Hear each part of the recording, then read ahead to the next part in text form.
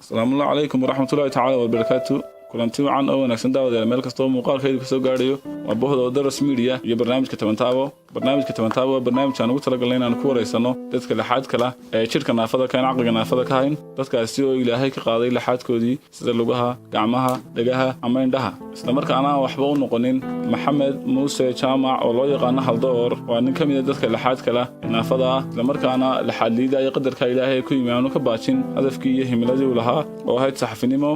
inta maqaalkayga Haldoor waa wariyihii ugu horeeyay ee isagoo naafa ka soo muuqda warbaahinta Soomaalida Maxamed Muuse Jaamac Haldoor oo ka howlgala telefishinada Soomaalida kuwooda ugu caansan waxaan oran karnaa wuxuu yahay tusaale nool dadka naafada Maxamed Muuse oo aan ku booqanay xafiiskiisa ku yaala magaalada Hargeysa waa Maxamed Haldoor.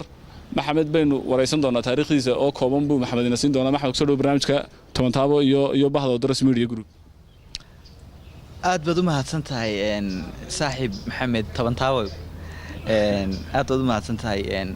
aad baan ugu faraxsanahay inaan barnaamijkan ay ugu wareystaan marti idinku noqdo midun baan ku yardarayaa intaanan ku gelin arrimahayga waxaad tiri waa weliyii ugu horeeyay marka weliyii ugu horeeyay waxaan noqonayaa ninkii shaashad soo fadhiistay rekoorkaasaan haystaa laakiin waxa iga horeeyay Mawlid Maxamed Odawaa oo ka shaqeeya wasaaradda faafinta radio Hargeysa oo editina marka xagga shaashad ka soo muuqashada baan kaalinta koowaad leeyahay saxaafadda waa liga horeeyay marka aad baad u mahadsan tahay walaal barnaamijkaagana waan ku dhawahay. Maxamed waxa tahay qof saxafiya sida aad noo sheegtay saxafigii koowaad ee ka soo muuqda muuqaal telefishin ah Soomaaliland inta aynu garanayno waxa aad bal nooga soo warantaa xilligii iyadoo aan muhiim ahayn time ka dhalatay inaad sheegto halka ku dhalatay iyo sida soo barbaartay iyo inaad laxaad leeyda ku dhalatay iyo in ka daba timi iyo sida waxaan ku gaareen maxamed walaal waa su'aal fiican horta laxaad la'aanta iyo naafanimada kuma dhalan oo wax dib iyo gadaal iiga yimid anoo socda oo iskuulka dhigta 2008 baan xanuunsaday markaas baan iskuulkan dhigan jiray markii hore anigu Ceelgaabo iyo xaggaas ku dhashay markaan Ceelgaabo ka imaan Hargeysa iyo xanuunku igu dhacay markaa ka bacdi baan bilaabi doonaa hayaankan saxaafadda iyo riyadeeda marka aniga oo jooga xaafadda ayaa waxa dhacday markuu aanu socon karin meel keligii jiifo badan dadku lama joogaan waayo de qofna kuma ag fadhiyayo badan waxa ay daari jiray idaacadda rekoorka oo ka dhageysan jiray BBC-da iyo radio Hargeysa iyo VOA-da marka idaacadda aanu iska dhageysta ayaan waxaan jeclaystay maalin kasta waliyaal hablo iyo wiilal isku jira baan codkooda maqlaa oo iigu helayeela waxa ku diiday inaan sidoo kale noqotid oo waliyaal noqotid marka waxa suurtagal ma suurtagal ma inaan idaacad tago ama TV tago ama jiraay tago si aan mihnadeedan run u noqoto waxaan sameyn jiray idaacad yar oo aan badana dadku way maqlaan radio Golchana u bixiyay idaacadaydaas Maxamed in yar adoo iga raaliyan ka soo dhaxgalo idaacadaasi waa idaacada caano radio Golchana loo garanayo taariikhdeeda iyo sidaas ku bilowday waanu hayno iyadoo inoo dambeyn doonto imika waxaan doonaynaa adoo klaaska nooceeya iskuulka ayaabay kugu dhacday naafanimadani mid kale hadii ay suurtagal tahay waxaad nala wadaagi lahayd sidii ay kugu dhaceen waxan waa su'aal fiican waxaan ahaa klaaska 6aad ama 6 ee dugsiga dhexe waxaan dhigan jiray school boarding oo ku yaala bariga magaalada Hargeysa oo dhow Umul Quraan kaas baan dhigan jiray habeen baan xanuunsaday aduu dhakhtarka la keenay waxay igu sheegeen inuu igu dhacay cudurka la dhaho meningitis Soomaalidu waxay u taqaanaa qoor gooye marka xanuunkaas baa igu dhacay imika naafadnimada ahayna aan iga dhigay xanuunku kaas buu ahaa mudana sidan ilaa 2008 ilaa hadda oo ah 2017 waan ku suganahay xaaladda cudurkaasi sababta uu ahaa marka Maxamed marka dhakhtarka lagu geeyay muddo intee leeg baa dhakhtarka lagu tacaaliyo ku jirtay oo halka lagu xanaaneenay 3 bilood bay ahayd inta dhakhtarka ku jiraan dawooyinka qaadan jiray markii dambe waxa la keenay Dr. Gaboso markaa wuxuu sheegay in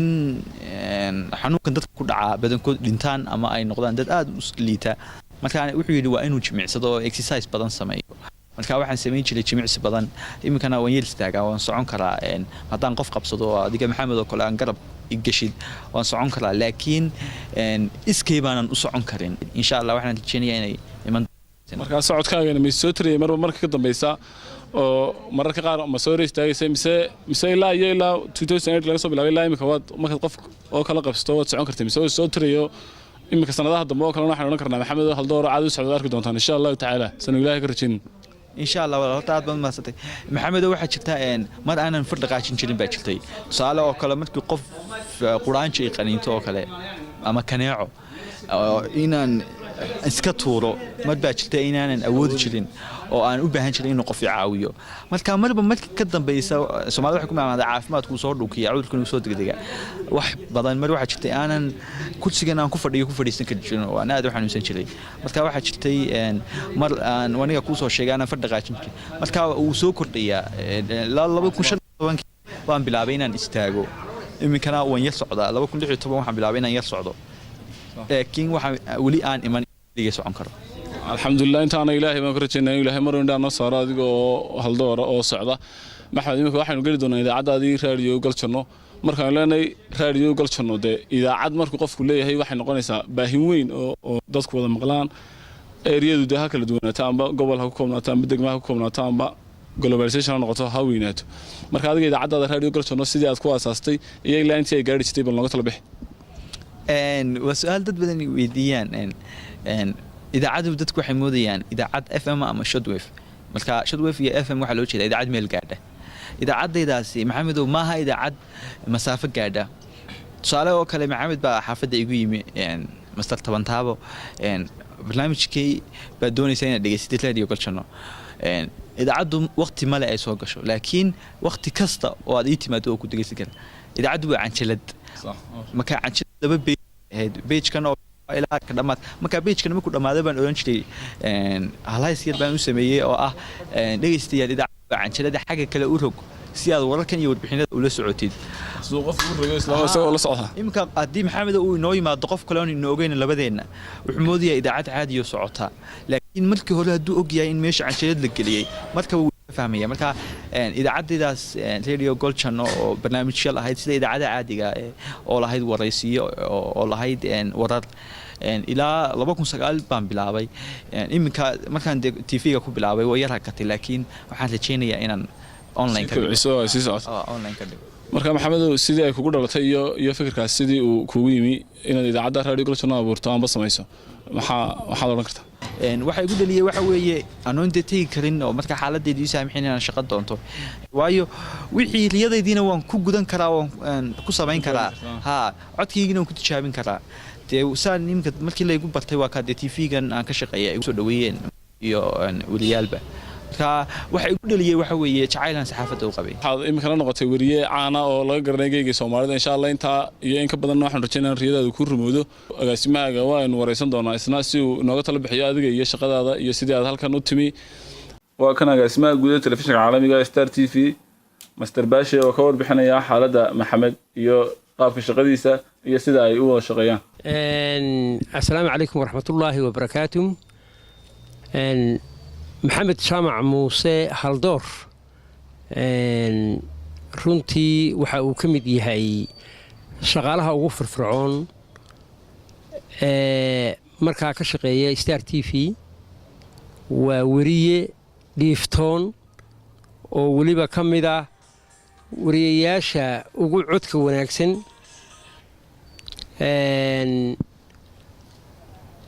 waa barnaamij soo saare weliba ku wanaagsan markaad eegto xagga xulashada mawduucyada xulashada ereyada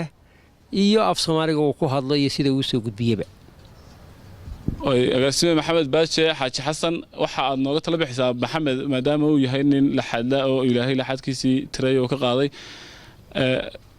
idinku istaar ahaan marka uu shaqada imanayo kale ama marka uu barnaamij diyaarinayo ama marka uu war sameynayo ama xafiiska looga baahan yahay sidee bay suurtagal u noqotaa in uu yimaado amba meydka service ka fidiyo gaadhi u diray mise isaga yimaada maxamed haldoor wiigii wuxuu yimaadaa ama toddobaadkii wuxuu yimaadaa 2 goor labadaa goor uu yimaaday uu barnaamijyadii warka qabanayo waxaan u diyaar garaynaa oo u diraa gaari gaara aad baad u mahadsantahay taasina waxay ka mid tahay loo dhiirigelinay maxamed iyo dadka naafada maxamed baaje xaashi xasan iyo telefishinka agaasimaha ka Star TV waxaanu ka mahadinaa sida ay ugu heelayeen dadka naafada ilaahay xadkooda ka qaadayeen aqliga naafada kana jirka naafada ka agaasimaad baan kaaga mahad celinaa aad baad u mahadsantahay imika guntiga gabagabada ku dhownahay adigu shakhsiyan waxa tahay qof oo aad u firfircoon oo saxafiya oo wariya oo runtii qaar fara badan oo lixaad qaba oo ilaahay lixdoodii lixaad u dhammaystiray ka karti iyo dadaal iyo fikrad iyo maskaxba fiican maxaad kula talinahay dadka naafada adigoo kala ee isdhiibay ee noloshii ka caajisay ee qadarka ilaahay ku yimi dartii aan waxba fara badan u qabsanin maadaama barnaamijka barnaamij dhiiri gelinaya amba awood saaraya dadka naafada horta haddaan ku horeeyo dadkan aan ka mid ahayn naafada waxaan leeyahay ilaahay horta cudurkan idinkuma ridin nacayb idin qabo kuwan soconayaana jacayl uu qabo caafimaadka muusiin marka haddaa idinku istaahdaan naafatiin weligii naaf ahaanaysaan badanaa Soomaalida naafada ahi waxay dhahaan mar haddii aan naafownay ama culyaan noqonnay waa inaan guriga iska fadhino oo reerkayga iyo familygaygu ay bariiska iyo noo keenaan oo halkaa ku cunno taasa samaynina qof kasta wuxuu sameeyo oo wanaajiyo magac ku yeeshaa soo baxa aniga tusaale kale maxamed markii aan xanuunku igu cusbaa waan qajili jiray oo dadku isoo eegi jireen way dadkeen umay badan qof naafa oo soconaya oo shaqaysanaya hadaan isdhaho suuqa daniga gasho dadku way ku soo eegayaan waxay ku oranayaan maxaa kugu dhacay wiilka maxaa ku dhacay marka dadkan naafada waxaan leeyahay horu socda hays dhiganina wax kasto adag way fududaanayaan waa kan Haldoor oo marka la ka tala bixinaya sida ay bulshada ula dhaqanto iyo talooyinka ay siinayaan bulshada haddii aan u soo noqdo bulshada caadiga horta dadkeena imika way soo fahmayaan dadka naafada ah aad baa loo soo fahmaya markii hore waxaa jirtay in la yeeso magacyo xun loogu yeero aniga maxamed ahaan markaan tago suuqa oo kale dadkayga ilaahay wanaag badan buu ii geliyay dadka naafadana wuu u geliyay keligay ma aha aad bay noo soo dhaweeyaan niyad dhis wanaagsan baanu ka helaa rag iyo dumar bulshada Soomaaliyeed marka waxaan leeyahay idinkuna inta dhiiri gelin kartaan qofka naafada ah ee bulshada dhiiri geliya inta aan ka baxaya aad buu maasan tahay kaasi waxa waa Maxamed Haldoor oo ah saxafi ka tirsan telefishinka caalamiga Star TV oo ka howlgala geyga Soomaalida Maxamed waa nin naafaa sida uu taariikhdiisa nooga soo sheekay isla markaana ah uriye firfircoon waxaad aad ugu maasan tahay barnaamijka nagala soo qeybgasho kaga mahad celinaa mudnaan iyo maamuus baad ale Maxamed walaal ayo